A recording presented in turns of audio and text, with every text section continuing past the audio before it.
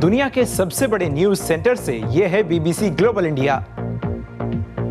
नमस्कार, मैं हूं अनुराग शर्मा।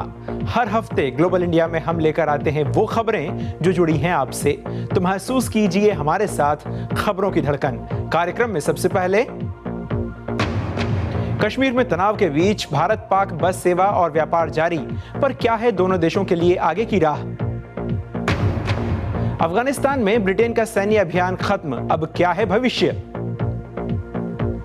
ग्लोबल इंडिया में इनके अलावा आप देखेंगे ब्रिटानी म्यूजियम का एक हिस्सा समर्पित महान क्रिकेट खिलाड़ी रणजी के नाम।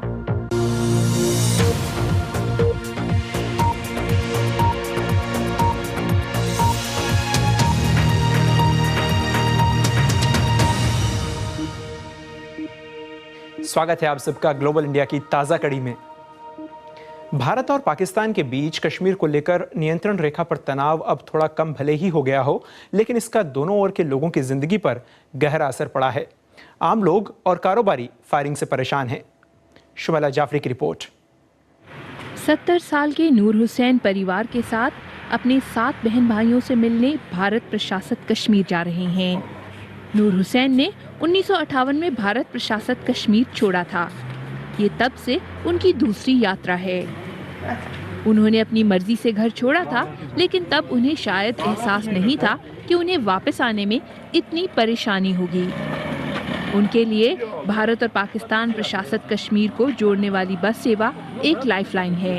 ये छोटा सा आसरा है कश्मीर, और पाकिस्तान में जो रहने वाले कश्मीरी उनका एक वाहिद जरिया है। हम तो कहते हैं इसको जारी रहना चाहिए, कितनी भी तलखी बढ़ जाए इस बस को बंद नहीं होना चाहिए। यहाँ कई लोग यही उम्मीद करते हैं, लेकिन हाल के दिनों में सरहद पर हुई गोलाबारी से हालात बिगड़ गए हैं। मुजफ्फराबाद से श्रीनगर की बस आमतौर पर पूरी तरह भरी होती है, लेकिन इन दिनों ये आधी खाली है। एलओसी के पास यहाँ कारोबार आम दिनों जैसा ही मालूम पड़ता है। कश्मीरी कारपेट और सूखे मेवों से भरे ये ट्रक उस पार जाने को तैयार हैं, लेकिन कारोबारी परेशान हैं। कश्मीर में सरहद पार कारोबार $9 करोड़ का समझा जाता है, लेकिन इसकी बुनियाद बेहद नाजुक है। कश्मीर की पूरी माशियत इसी पे है कि इससे काम काज चल रहा है। जो यहाँ के लोकल बंदे हैं वो भी काम कर रहे हैं, हम काम करें इस पे। पूरा आज़ाद कश्मीर है, ये कश्मीर टू कश्मीर ट्रेड है। अगर इस मरतबा फिर बंद हुआ तो मुश्किल ही है। सरहद के नजदीक एक पाकिस्तानी गांव में ज़हीन अख्तर भी मुश्किल में है। कुछ दिन पहले वो अपने घर के अहाते में बच्चों को खाना खिला रही थी कि गोलाबारी शुरू हो गई। हमले में उनके बच्चे भी जख्मी हो गए। गांव के कुछ बाशिंदे अपना घर बार छोड़कर जा चुके हैं, लेकिन ज़हीन नहीं जाना चाहती। पाकिस्तान और भारत के बीच सियासी तनाव की छाया सबसे पहले कश्मीर में नजर आती है। हाल की हिंसा के बाद डर है कि अमन की कोशिशें बंद ही ना हो जाएं। दोनों तरफ होने वाली मौतों के बाद कुछ समझदारी दिखाई जा रही है, लेकिन अमन का स्थायी हल सामने आने की संभावना अभी भी उतना ही दूर है जितना कि वो पहले थी। Shumaila Jafri, BBC news, Muzaffarabad. भारत पाक रिश्तों पर हमने बात की अंतर्राष्ट्रीय मामलों के जानकार प्रोफेसर स्वर्ण सिंह से और पूछा कि भारत और पाकिस्तान के रिश्ते 2 कदम आगे और 4 कदम पीछे जैसे क्यों बन गए हैं। पाकिस्तान के संदर्भ में देखें तो हम आर्मी, अल्लाह और आवाम की बात करते हैं, और उसके अलावा पॉलिटिशियंस हैं, और कुछ हद तक भारत में भी ऐसा है। और दूसरी बात यह कि भारत और पाकिस्तान के लोगों का और इन घटकों का आपस में जो रवैया है वो काफ़ी इमोशनल है, उसमें रैशनल थिंकिंग कम है। तो इसलिए कभी माहौल बनता है तो बहुत अच्छा संबंध बनाने की कोशिश होती है, और ठीक उसके थोड़े देर बाद आप नोटिस करते हैं कि फिर परेशानी कुछ ना कुछ खड़ी होती है किसी न किसी तरह से, कि संबंध फिर बिगड़ जाते हैं। मोदी के सत्ता में आने के बाद कुछ उम्मीद बंधी थी, लेकिन सरहद पर हाल की गोलीबारी और भारत की ओर से सचिव स्तर की वार्ता रद्द होने से रिश्तों में फिर कड़वाहट आ गई है। कहाँ जाते नजर आ रहे हैं भारत पाक संबंध। प्रधानमंत्री मोदी ने उनको बुलाया यहाँ अपने स्वेरिंग इन सेरेमनी में, और एक नई शुरुआत हुई, तो ऐसा लगा कि कुछ हद तक बातें सुलझाई जा सकती हैं। पर ठीक उसके बाद आपने देखा कि पाकिस्तान की अंदरूनी हालात में बहुत गड़बड़ हुई, और वहाँ नवाज शरीफ की अपनी जो उनकी हैसियत है एज ए पॉलिटिशियन, उस पर बहुत सवालिया निशान लगे। और उसके बाद अभी थोड़ा जो ये कहें कि मामले ठंडे बक्से में हैं फिलहाल, क्योंकि जब प्रधानमंत्री न्यूयॉर्क जा रहे थे तो भारत के विदेश मंत्री ने कहा कि शायद संबंधों को दोबारा से शुरुआत की जा सकती है, पर इसका उधर से कोई जवाब नहीं नज़र आया। पाकिस्तानी एस्टेब्लिशमेंट ने ये कहा कि वो भारत को ये कहना पड़ेगा कि यदि प्रधानमंत्री मोदी नवाज शरीफ से न्यूयॉर्क में मिलना चाहते हैं तो वो मुलाकात भी नहीं हो पाई। तो इस वक्त फ़िलहाल आप देखें कि टेंशन बनी हुई है और संबंध में सुधार आने का कोई रास्ता सामने नज़र नहीं आता। स्वर्ण सिंह जी, दोनों देशों के बीच तनाव के बीच आपसी कारोबार प्रभावित न हो, इसके लिए क्या किया जा सकता है? कई चीज़ें हैं जिन पे आपस में संबंध बनाए जा सकते हैं, क्योंकि देखें कि सांस्कृतिक तौर पर या ज्योग्राफी के तौर पर, एथनिसिटी के तौर पर, लैंग्वेज के तौर पर हम वैसे तो बहुत जुड़े हुए हैं। और व्यापार, लोग कहते हैं कि सब मिला के देखा जाए तो करीब $10 बिलियन का व्यापार होता है हमारे देशों के बीच में, और सबसे बड़ा उसमें रूट जो है वो कराची, बॉम्बे और दुबई वाला रूट है। और उसके अलावा जो अनऑफिशियल ट्रेड भी होता रहता है आपस में, जो स्मगलिंग कह सकते हैं कुछ हद तक उसको। तो इकोनॉमिक रिलेशनशिप है तो स्ट्रॉन्ग और काफ़ी बड़ी है, पर वो उसको ऑफिशियल तौर पे बायलैटरल ट्रेड में कैसे बदला जाए वो उसकी मुश्किल है। और ख़ासकर आपने जो कहा कि लैंड रूट से जो व्यापार होता है उसमें बहुत सी चीज़ें ऐसी हैं जो पेरिशेबल हैं, जैसे सब्जियां हैं, फल हैं, वो 2 दिन यदि रुक जाते हैं तो बहुत नुकसान होता है दोनों तरफ के व्यापारियों का। तो उसका कुछ ना कुछ नतीजा, कुछ ना कुछ उसका सोल्यूशन निकलना चाहिए। पर फिलहाल जब टेंशन बढ़ती है तो दोनों तरफ से एस्केलेशन होता है और वो ऐसा लगता है कि वो इस तरह की चोट लेने के तैयार हैं दोनों तरफ से। तो फिलहाल उसका कोई ऐसा तरीका नहीं निकला है कि टेंशन के बावजूद भी ये व्यापार चलता रहे सीमा पर। कैसे निकालेंगे इसका कुछ ना कुछ सोल्यूशन, ये फिलहाल नज़र में नहीं आता। ये थे दिल्ली के जवाहरलाल नेहरू विश्वविद्यालय से जुड़े और अंतर्राष्ट्रीय मामलों के जानकार प्रोफेसर स्वर्ण सिंह। ग्लोबल इंडिया में आगे, अमेरिका में मिड टर्म चुनाव पर टिकी सबकी नजरें।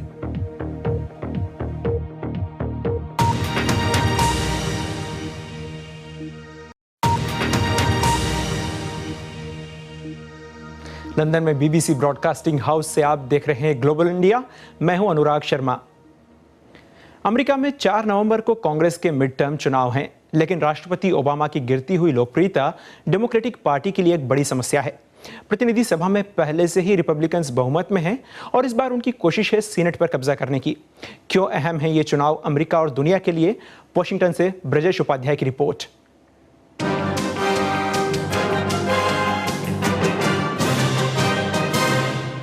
I'm not Barack Obama. I disagree with him on guns. Obama पर यह हमला किसी रिपब्लिकन का नहीं, केंटकी से उनकी अपनी ही पार्टी की उम्मीदवार का है। उनके चुनाव प्रचार में ओबामा नहीं, क्लिंटन नजर आते हैं। Kentucky truly is Clinton country. उन्हीं की तरह लुइसियाना के डेमोक्रेट उम्मीदवार भी ओबामा से दूरियां बना रही हैं, और वजह है ओबामा की गिरती हुई रेटिंग, जिसे रिपब्लिकन्स हथियार की तरह इस्तेमाल कर रहे हैं। Mary Landrieu doesn't represent you. She represents Barack Obama. गौरतलब है कि अमेरिकी विदेश नीति हो या घरेलू एजेंडा, व्हाइट हाउस और कांग्रेस में तालमेल बिल्कुल नहीं नजर आया है। रिपब्लिकन्स ने प्रतिनिधि सभा में अपनी बहुमत का फायदा उठाकर ओबामा के हर अहम फैसले को रोकने की कोशिश की है। तो क्या ये नंबर गेम बदलेगा? इतिहास गवाह है कि कार्यकाल के छठे साल किसी राष्ट्रपति की पार्टी को शायद ही बढ़त मिली है, और वो भी तब जब ओबामा 40% अप्रूवल रेटिंग के साथ मतदान कर रहे हैं। रिपब्लिकन्स को सिर्फ 6 सीट चाहिए सेनेट पर कब्जा करने के लिए, लेकिन उनका अपना वोटर भी अनमना सा है। कई कारणों से मतदान का प्रतिशत कम रह सकता है, लेकिन एक प्रमुख कारण है मतदाताओं की उदासीनता। मुझे लगता है कि लोग दोनों पार्टियों और राजनीति से भी थक चुके हैं। इराक हो या इबोला, कोई मुद्दा इतना दमदार नहीं नजर आ रहा है कि वो वोटरों में जोश भर सके। रिपब्लिकन्स की कोशिश है देश की सुरक्षा को चुनावी मुद्दा बनाने की। वहीं डेमोक्रेट्स अर्थव्यवस्था की नाकामयाबियों के लिए रिपब्लिकन्स को जिम्मेदार ठहराने की कोशिश कर रहे हैं। कारोबार में कोई अमेरिकियों से बेहतर नहीं, कोई हमसे ज्यादा आविष्कार नहीं करता, लेकिन यहाँ मिशिगन में बहुत कुछ किए जाने की जरूरत है। विश्लेषकों का कहना है कि इस चुनाव में जीत और हार का फासला इतना कम होगा कि कांग्रेस में कुछ खास नहीं बदलने जा रहा। अगर रिपब्लिकन सेनेट जीत लेते हैं तो ओबामा को उनके एजेंडा को रोकने के लिए अपने वीटो पावर का और ज्यादा इस्तेमाल करना होगा, और अगर डेमोक्रेट सेनेट बचा लेते हैं तब भी ओबामा को अपने फैसले लागू करने के लिए अपने विशेषाधिकार का इस्तेमाल करना होगा। Brajesh Upadhyay, BBC, Washington.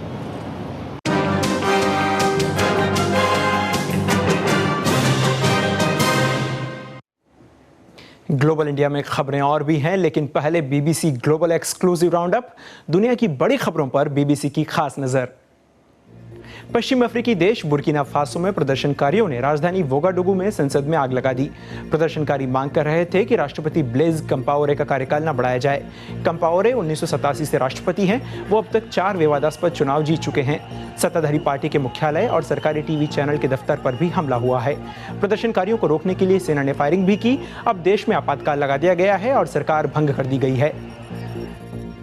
BBC संवाददाता जीआर गोल पहुंचे तुर्की के सीमावर्ती शहर सोरूज। यहीं से होकर इराकी कुर्द पश्मर्गा लड़ाके सीरियाई शहर कोबानी की ओर रवाना हुए।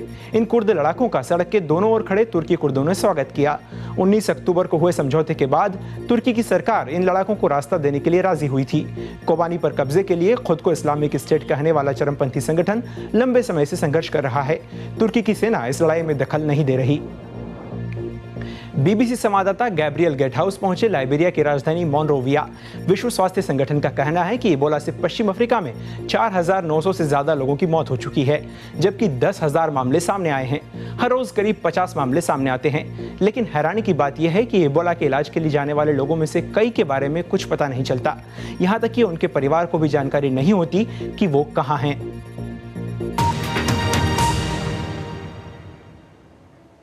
अफगानिस्तान में ब्रितानी सेना का अभियान खत्म हो चुका है।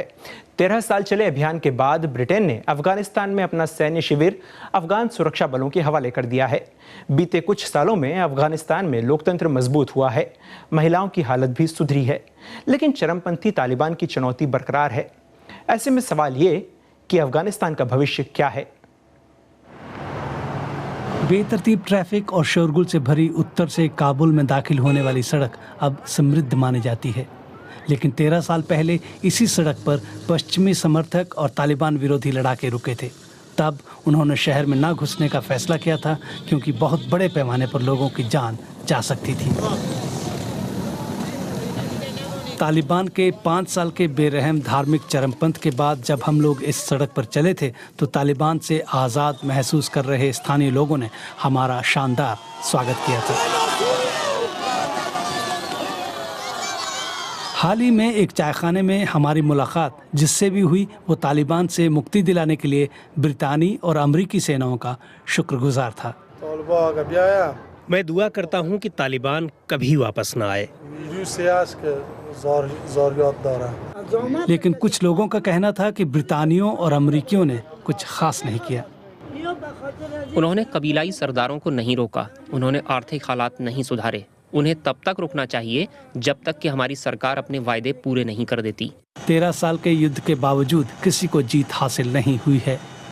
ब्रितानी और अमरीकी सेनाओं ने तालिबान को पीछे धकेला और ये सुनिश्चित किया कि वो बड़े शहरों पर कब्जा न कर सकें, लेकिन वो तालिबान को सीधे सीधे हरा नहीं पाए हैं। अब लाखों लड़के लड़कियां स्कूल और कॉलेज में पढ़ते हैं, महिलाओं की ज़िंदगी सुधरी है। इसी तरह मीडिया की आज़ादी और लोकतंत्र ने भी यहाँ अपनी जड़ें मजबूत की हैं। हाल ही में अफगानिस्तान में धीमा ही सही लेकिन शांतिपूर्ण सत्ता परिवर्तन भी हुआ है, लेकिन अब भी अफगानिस्तान दुनिया में सबसे ज़्यादा गरीब और भ्रष्ट देशों में से है। पश्चिमी देशों ने साल 2001 के बाद अफगानिस्तान में अरबों डॉलर खर्च किए। शायद दूसरे विश्व युद्ध के बाद यूरोप की अर्थव्यवस्था को पटरी पर लाने में जितनी रकम खर्च हुई थी उससे भी ज़्यादा। लेकिन अफगानिस्तान में ये रकम गरीबी ख़त्म करने पर नहीं बल्कि लड़ाई पर खर्च हुई है। BBC report. ग्लोबल इंडिया में आगे, महान क्रिकेटर रणजी का ब्रिटेन से खास रिश्ता।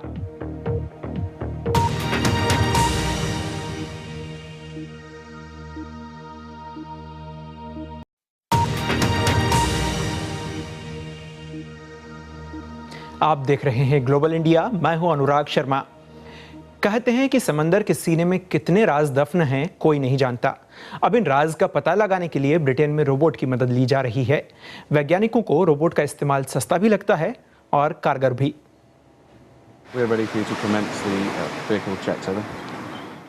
सिली द्वीपों पर तड़के एक अनोखा नज़ारा दिखाई दे रहा है।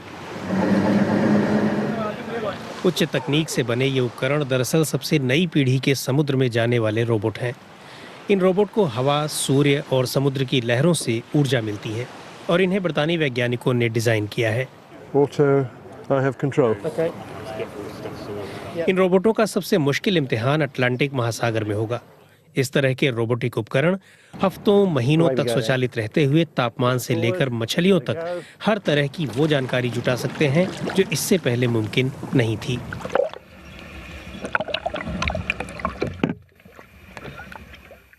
इस परियोजना के केंद्र में है ओशन फ्रंट, जिसमें समुद्र का गर्म पानी ठंडे पानी से मिलता है और पानी के बहाव से पोषक तत्व समुद्र की सतह पर आ जाते हैं। इस प्रक्रिया से समुद्री पौधे प्लैंकटन की तादाद बढ़ती है, जिससे बड़ी तादाद में मछलियां सतह पर आती हैं और इस पूरी प्रक्रिया को समझने में ये रोबोटिक वाहन मदद करेंगे। इस परियोजना पर काम कर रहे सभी वैज्ञानिक बहुत उत्साहित हैं, क्योंकि हम जानते हैं कि ऐसा वाहन हमें बता सकता है कि डॉल्फिन और समुद्री पक्षी कहाँ भोजन करते हैं या समुद्र तट से सैकड़ों किलोमीटर दूर तापमान का क्या असर हो रहा है।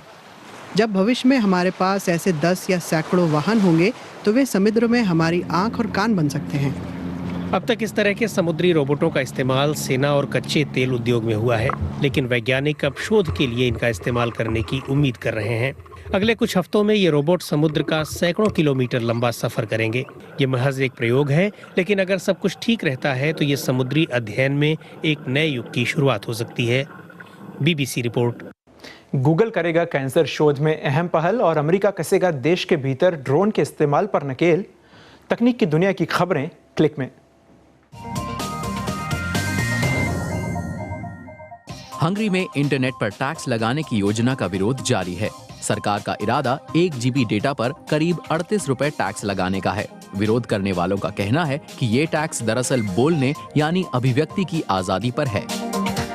गूगल कैंसर के खिलाफ जंग में शामिल हो रहा है। खुद चलने वाली कार जैसी योजनाओं से जुड़ा गूगल एक्स विभाग ऐसे अति सूक्ष्म कणों को बनाने में सहायता करना चाहता है जिन्हें कैंसर का पता लगाने के लिए खून में इंजेक्ट किया जा सके। ये छोटे चुंबकीय कण कैंसर की कोशिकाओं द्वारा छोड़े जाने वाली प्रोटीन और शुगर से चिपक जाएंगे और सारी जानकारी घड़ी की तरह पहने जाने वाले उपकरण को भेज देंगे। कंपनी का कहना है कि इस तकनीक के बनने में 5 साल लग सकते हैं।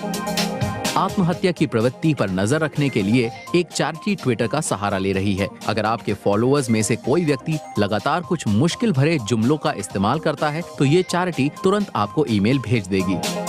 अमेरिका के संघीय उड्डयन प्राधिकरण ने निषेधित एयरस्पेस में ड्रोन उड़ाने पर जुर्माने का ऐलान किया है। प्राधिकरण का कहना है कि स्टेडियमों के करीब ड्रोन उड़ाने वालों को जुर्माने के अलावा जेल भी भेजा जा सकता है। हाल ही में सर्बिया में एक फुटबॉल मैच के दौरान एक ड्रोन स्टेडियम में एक सियासी संदेश के साथ घुस आया था, जिसके बाद खिलाड़ी आपस में भिड़ गए थे। ग्लोबल इंडिया में अगले हफ्ते लेकर आएंगे स्कॉटलैंड में बाबा रामदेव का द्वीप और क्या है उससे जुड़े विवाद, और मिस्र में अब बचे हैं मात्र 12 यहूदी। क्रिकेट को लेट कट और लेग ग्लांस जैसे नायाब स्ट्रोक देने वाले खिलाड़ी रणजीत सिंह का नाम क्रिकेट के शुरुआती जमाने के कुछ बेहतरीन बल्लेबाजों में लिया जाता है। भारत में घरेलू क्रिकेट टूर्नामेंट रणजी ट्रॉफी भी उन्हीं के नाम पर है। भारत में शायद ही उनकी याद में कोई म्यूजियम हो, लेकिन ब्रिटेन में एक म्यूजियम का हिस्सा उनकी याद में तैयार हुआ है। नवानगर रियासत के जाम साहब रहे रणजी की यादों और उनके क्रिकेट के सफर को ब्रिटेन के ससेक्स के एक स्टेडियम में संजोकर रखा गया है। अपूर्व कृष्ण की रिपोर्ट। लंदन से कोई 80 किलोमीटर दूर होव शहर में इंग्लैंड के सबसे पुराने काउंटी क्रिकेट क्लब ससेक्स का मैदान। 175 साल पुराने इस क्लब की टीम में 119 साल पहले एक भारतीय नाम जुड़ा, जो देखते देखते इंग्लिश क्रिकेट के क्षितिज पर छा गया। नवानगर के प्रिंस कुमार श्री रणजीत सिंह या सिर्फ रणजी। रणजी ने 1895 में अपने पहले काउंटी मैच में शतक से शुरुआत की, 1 साल के भीतर इंग्लिश टीम में जगह हासिल की और फिर ऑस्ट्रेलिया के खिलाफ अपने पहले ही टेस्ट में शतक जड़ा। उस जमाने में ससेक्स के स्टार खिलाड़ी रहे रणजी 4 साल टीम के कप्तान रहे। रणजी ने ससेक्स के लिए 300 से ज्यादा मैचों में लगभग 25,000 रन बनाए। सर्वाधिक स्कोर 285 था। इंग्लैंड के लिए 15 टेस्ट मैचों में उन्होंने 989 रन बनाए। सर्वाधिक स्कोर था 175। ससेक्स क्रिकेट म्यूजियम के क्यूरेटर रॉब बॉडी बताते हैं कि रणजी आंकड़ों से ज्यादा अपनी बैटिंग स्टाइल के लिए मशहूर हुए, जिनके बल्ले ने क्रिकेट डिक्शनरी को leg glance, leg cut, upper cut जैसे शब्द दिए। He was very special and he revolutionized stroke play. Ranji बेहद खास थे। उन्होंने इस देश में स्ट्रोक प्ले को नया आयाम दिया। पहले लोगों ने वैसे स्ट्रोक्स नहीं देखे थे। उनके हाथ और आंखों का तालमेल और कलाई का इस्तेमाल कमाल के थे। उनका लेग ग्लांस देखने लायक होता था। उससे पहले खिलाड़ी ऐसे स्ट्रोक्स नहीं खेलते थे। दरअसल उन्होंने क्रिकेट को रेवोल्यूशनाइज किया। लोग दूर दूर से उन्हें देखने आते थे। रणजी के बाद दो और भारतीय प्रिंस ससेक्स के लिए खेले। पहले आए रणजी के भतीजे प्रिंस दिलीप सिंह। दिलीप अपने चाचा की ही तरह एक शानदार बल्लेबाज थे। वे इंग्लैंड के लिए भी खेले और ससेक्स के लिए उनका एक पारी में 333 रनों का रिकॉर्ड 2003 तक बरकरार रहा। वो शायद सारे रिकॉर्ड तोड़ देते, पर उन्हें टीबी हो गई और वो काफी युवावस्था में चल बसे।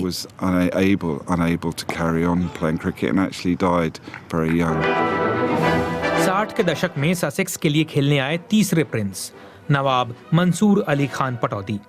हालांकि दिलीप सिंह की तरह वे भी दुर्भाग्यपूर्ण रहे जब मैदान के पास ही एक एक्सीडेंट में उनकी एक आंख जाती रही। 3 और भारतीयों का नाम ससेक्स से जुड़ा। 1932 में भारत की पहली टेस्ट टीम के सदस्य नाजिर अली, जो बाद में पाकिस्तान चले गए। 60-70 के दशक में भारत के शानदार फील्डर एकनाथ सोलकर और लेग स्पिनर पीयूष चावला। मगर क्लब के लिए रणजी सबसे खास हैं, जिसने उनके सम्मान में क्लब के म्यूजियम का एक हिस्सा उन्हें समर्पित कर दिया है। ये वही क्रिकेट मैदान है जहां आज से 100 साल पहले इंग्लैंड के घरेलू क्रिकेट में एक भारतीय खिलाड़ी खेलने के लिए उतरा और जिसकी बैटिंग देख अंग्रेज लेखक नेविल कार्टस ने कहा कि जब वो बैटिंग करते हैं तो इंग्लैंड के क्रिकेट मैदान पर एक अजीब सी आभा दिखाई देती है।